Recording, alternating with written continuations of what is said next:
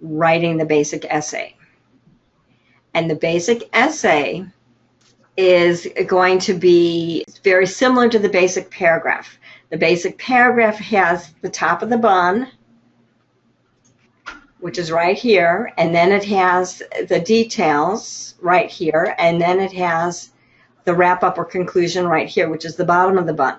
But where this differs is instead of three details, we're going to have the body of the essay, which means we're going to have 3 detailed paragraphs.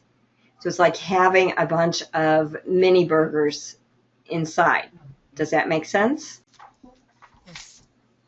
Do a direct comparison, and so you can see it's the same exact graphic, but in the paragraph, we just have several supporting details. In the essay, there's going to be 3 to 4 paragraphs where the writer goes into greater depth, each paragraph supporting the thesis statement. So these are your detailed paragraphs. So do you see how they're the same, only this is more, has more elaboration? Does that make sense? Yes. So then here's the 5-paragraph essay research paper writer form, the fill in the blank, that's the example. It's in your 10 minutes to better study skills. So knowing that, we have an introductory paragraph that's going to tell us what we're going to be talking about, and then we're going to have 3 detailed paragraphs, and each detailed paragraph needs a main idea and at least 3 details, and then we'll have a concluding paragraph. Yes, detailed paragraphs are not just expanded. They're sentences that are expanded, but they also give you a little bit more information. So I'm going to give you an example using this form here, and it's this part down here. The introductory main idea paragraph. And I'm going to read it to you because this is important to understand, because I'm going to really give you some specific ideas for how to construct this type. So the first main idea paragraph that's on this page, on page 46, it goes like this. History is a study of the past. If you pull the word history apart, you get his story. You can also think of it as her story, since history is stories from the past about people, both men and women. We learn about history in several ways. One way we learn about history is through oral history. Other ways of learning about history are from primary sources, secondary sources, and from artifacts. So you see, I've listed some specific ideas here. One of them was learning through oral history. So that's the first paragraph. I expand on that idea. Then I say other ways of learning about history are from primary sources. Second supporting paragraph, primary sources. Right here, and here was the oral or spoken history. Then I talk about secondary sources. That's right here, secondary sources. And then I talk about from artifacts. That's right here.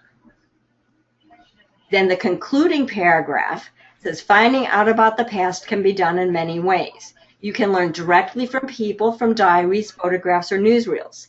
You might also check out your history book or local museum for additional information.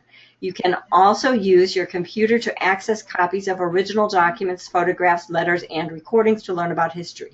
Today, learning about history is easier than ever before. So now I'm going to change my color of pen, and you're going to see we have, you can learn directly from people, diaries, photographs. That's straight from this paragraph. Then I say you can check your history book or local museum for additional information. That's right here in the primary sources. Then it says you can also use your computer to access original documents, photographs, letters, and recordings. Right here. And even into here. And then there's a general statement to end at the end. So the concluding paragraph is going to refer back to everything you've talked about, and the introductory paragraph is going to refer to everything that you're talking about. So does that make sense? Yes. Yes. Okay.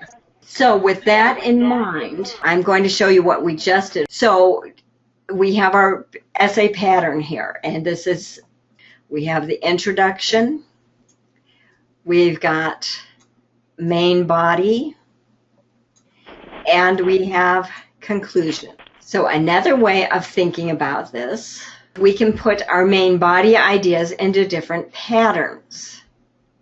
And so this is one of the important things that I wanted to share, that we've got our introduction up here, we have our introduction up here, and then we've got our main body, and then we have our conclusion.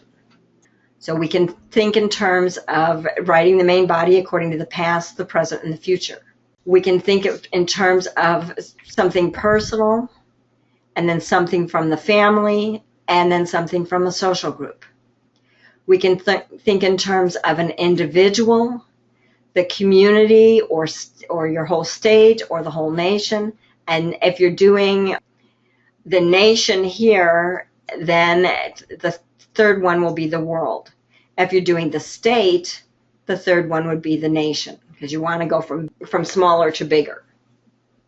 So, and we've done the same thing here, from personal, just me, to my family, to my whole social group, from the individual to the community to the nation.